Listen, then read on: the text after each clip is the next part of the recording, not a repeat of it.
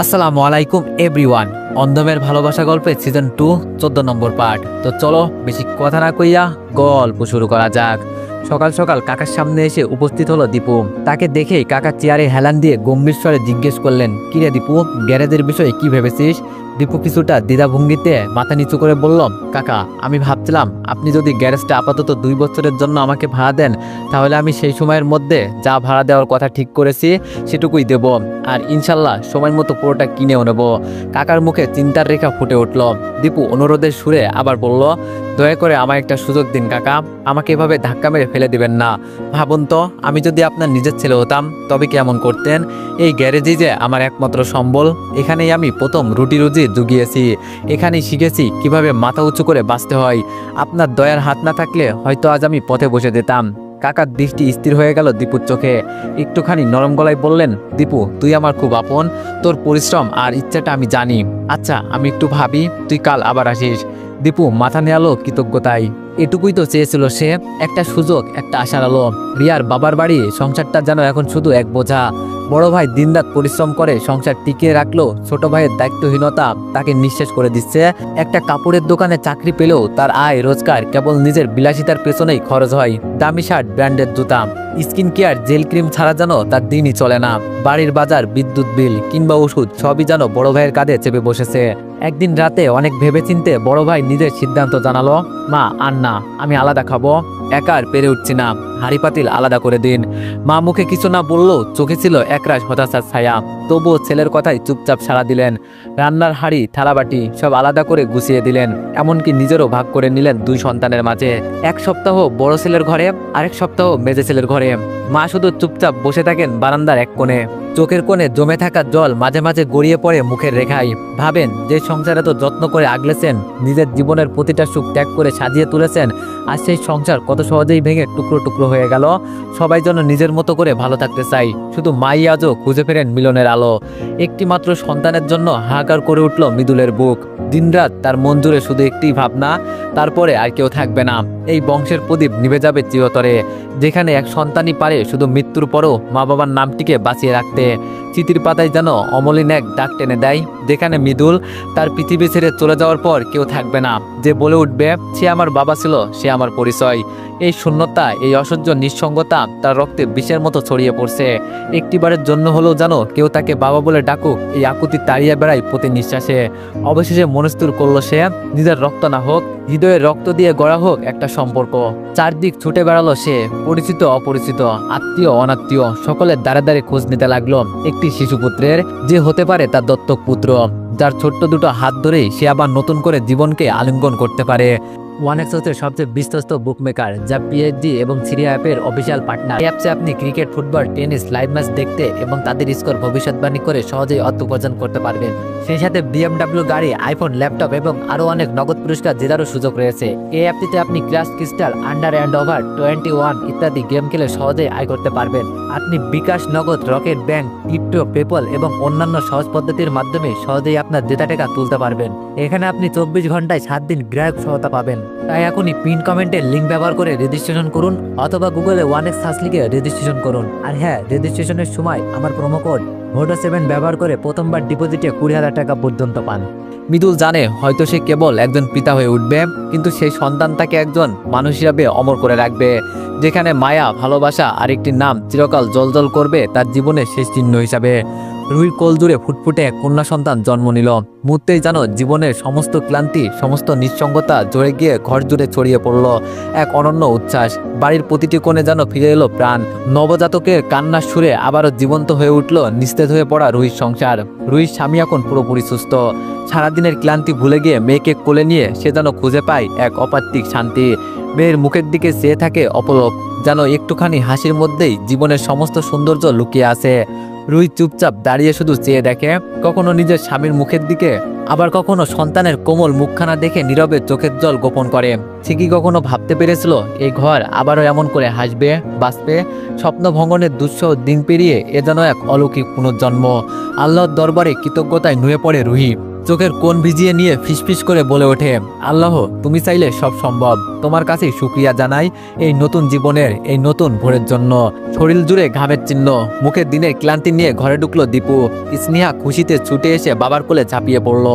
দীপু হাসি মুখে পকেট থেকে চকলেট বের করে মেয়ের ছোট্ট দুটো হাতে গুজে দিয়ে খাটের কোণে বসিয়ে দিল। রিয়া কাছে এসে মমতাই বলল, যান আগে হাত মুখ ধুয়ে আসুন। দীপু শুধু ছোট্ট করে হুম বলে পাশের ঘরে চলে গেল। হাত মুখ ধুয়ে ফিরে এসে তিনজন একসাথে বসলো খাবার খেতে। দীপু নিজের হাতে ভাত মেখে প্রথম লোকমাটি তুলে দিল রিয়ার মুখে, তারপর আরেকটা স্নেহার মুখে। এই দৃশ্য যেন প্রতিদিনের এক অলৌকিত ভালোবাসার রীতি। নিজের পেট ভরার আগে ভালোবাসার দুই মানুষকে তৃপ্তি করতে চাইছে। খেতে খেতে রিয়া ধীরে জিজ্ঞেস করল, আজ আপনাকে কিছুটা গম্ভীর লাগছে, কাকে কিছু বললেন? দীপু হালকা দীর্ঘশ্বাস ছেড়ে বললেন ভেবে কাল জানাবেন। ভেতরে ভেতরে দুশ্চিন্তার পাহাড় জমেছে, কিন্তু মুখে তা লুকিয়ে রাখার ব্যর্থ চেষ্টা করছে দীপু। রিয়ার ঠোঁটে এক মায়াময় হাসি ফুটিয়ে বলল, চিন্তা করবেন না, কাকা নিশ্চয়ই আপনাকেই গ্যারেজটা দেবেন, আপনি তার কাছের মানুষ।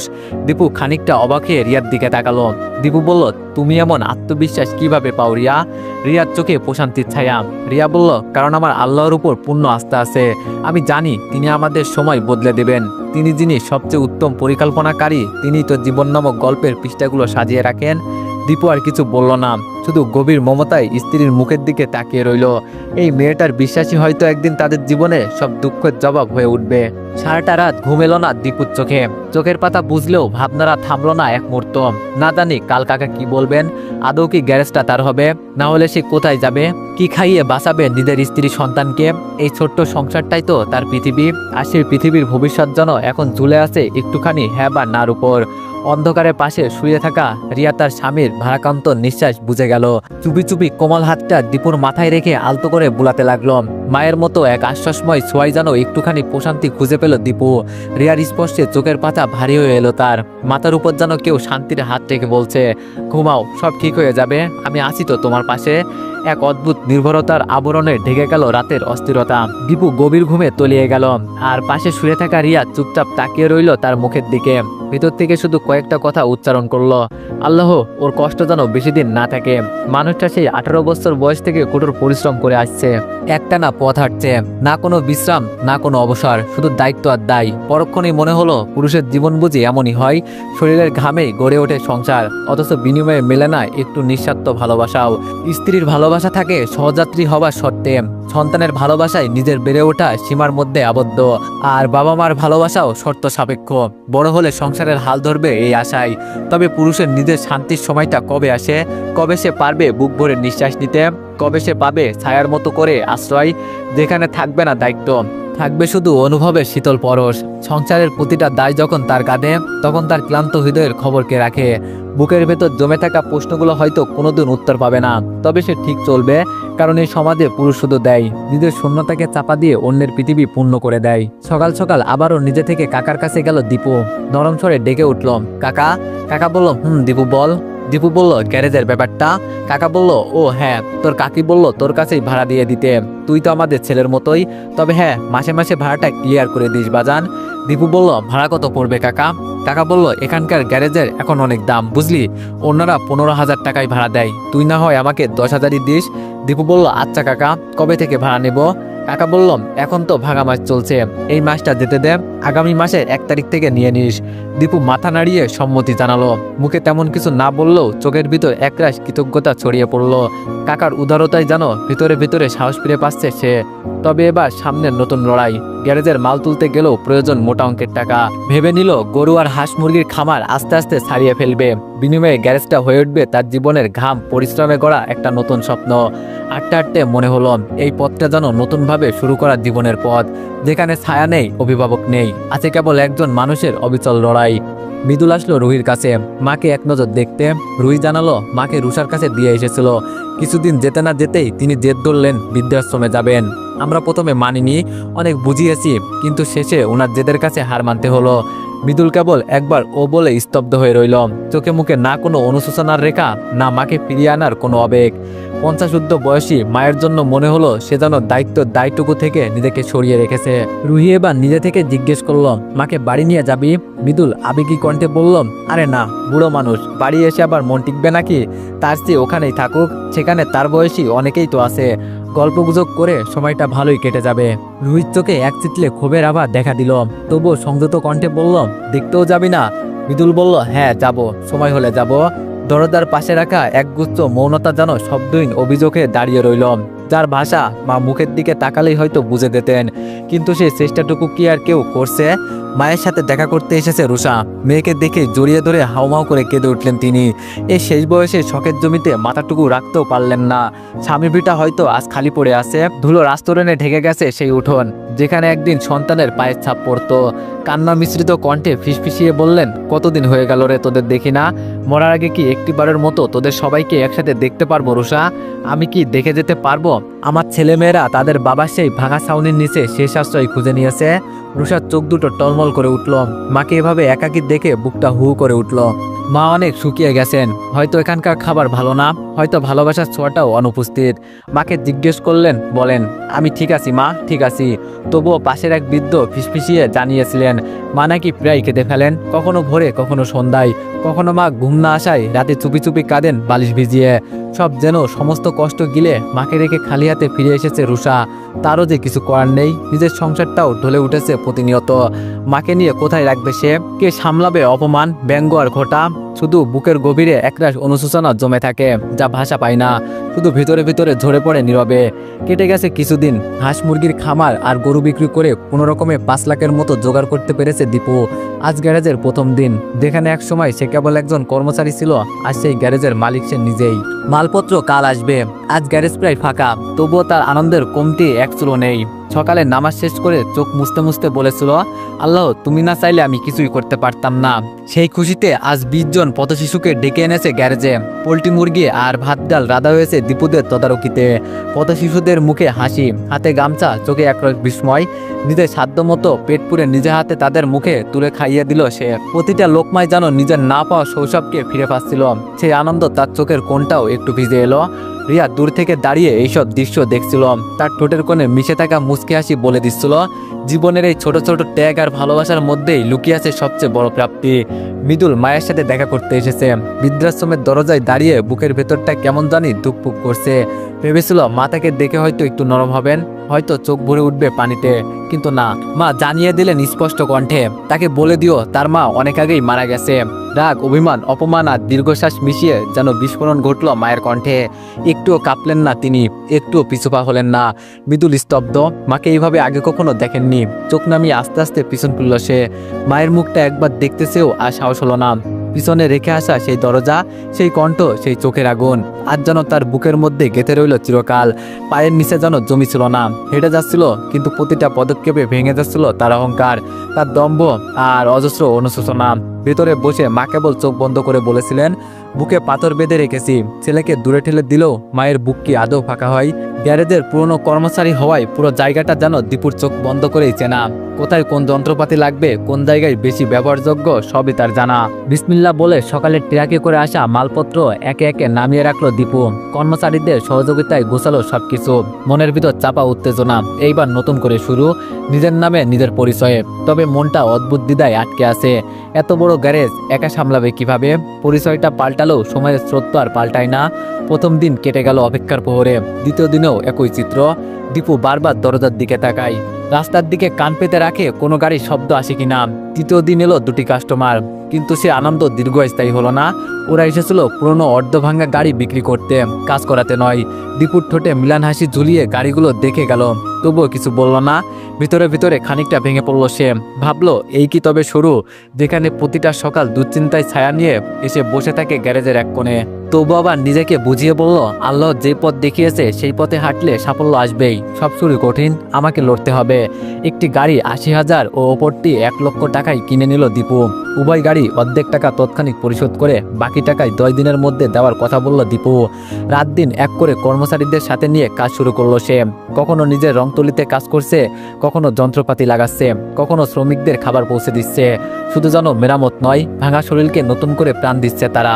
4 দিনের মাথায় সিএনজি দুটো এমনভাবে রংচঙে ঝকঝকে হয়ে উঠল, যেন সদ্য শোরুম থেকে বের হয়েছে।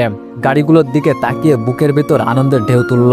এ যেন তার পরিশ্রমের সবচেয়ে স্পষ্ট প্রতিচ্ছবি। সপ্তাহ দিনের মধ্যেই 2টি গাড়ি 3 লাখ টাকায় বিক্রি হলো। দীপু প্রথমেই পুরনো মালিকদের বকেয়া পরিশোধ করল, তারপর কর্মচারীদের প্রাপ্য মজুরি ও মালপত্রের খরচও একে একে মিটিয়ে দিল। সব হিসেব কষে দেখলো মাত্র 7 দিনের মাথায় 2 গাড়িতে তার লাভ 2 লাখ টাকা। নিজেই বিশ্বাস করতে পারছিল না। এই তো কিছুদিন আগেও যার হাতে ছিল শুধু একটা গ্যারেজের ভাড়ার চুক্তি, আজ তার হাতে সফলতার প্রথম সোনালি ধরা। রাতে বাড়ি ফিরে রিয়ার হাতে টাকা দিয়ে পরামর্শ চাইল সে। এই টাকাটা কোন কাজে লাগালে ভালো হবে বলতো? রিয়া হেসে বলল, টাকাটা আপাতত আমার কাছেই থাকুক, আবার যদি এইরকম ভাঙাচোরা গাড়ি পাওয়া যায় তখন কাজে দেবে। এখনো সময় আছে, তাড়াহুড়ো না করে ধীরে ধীরে পথ হাঁটো। পরের দিনই দীপু দোকানের সামনে টাঙিয়ে দিল একটি সাইনবোর্ড। এখানে পুরনো গাড়ি মেরামত করা ও ভাঙা গাড়ি ক্রয় করা হয়। বিকালে কাকা এসে গ্যারেজে বসলেন। দীপু নিজে হাতে চায়ের কাপ এগিয়ে দিল। কাকা চায়ে চুমুক দিতে দিতে হাসলেন। এই ব্যবসা তোকে ধরিয়ে দিয়েছি রে দীপু, দেখিস একদিন এই গ্যারেজ তোকে অনেক দূর নিয়ে যাবে। আমি যেখানে 1 মাসে যা আয় করতাম তুই তা 1 সপ্তাহে করে দেখিয়েছিস।